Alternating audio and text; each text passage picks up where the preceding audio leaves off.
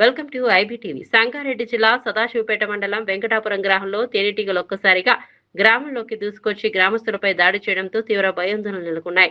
రోడ్డుపై వెళ్తున్న వారిపై తేనెటీగలు దాడి చేయడంతో పలువురు గాయపడ్డారు. గ్రామంలో ఎటు చూసినా తేనెటీగలు గుంపులు తిరుగుతుండడంతో ప్రజలు, స్కూల్ పిల్లలు భయంతో ఇళ్లలోకి పరుగులు పెట్టారు.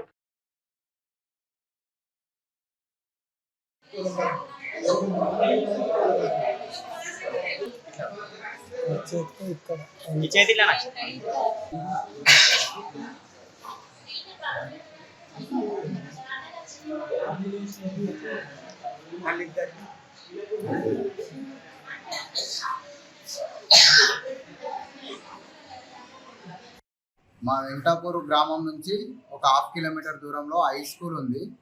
దాదాపు 8:30 నుంచి 9 గంటల మధ్యలో స్కూల్కు అందరూ పిల్లలు వెళ్తున్నారు. ఆ గొల్లగడ్డల కాడ మర్రి చెట్టు అని ఉంటుంది, దానికి పెద్ద తేనె ఉంది.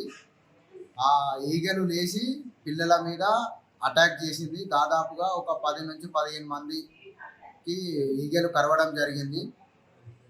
పెద్దలకు నర్సింహులు, గలిపురం సుధాకర్, గార్ర నర్సింహులు, కిష్టయ్య, తుల్జదాస్ వాళ్ళగ్యంగా కలిసినాయి. అందరినీ హాస్పిటల్కు తీసుకువెళ్ళినాము.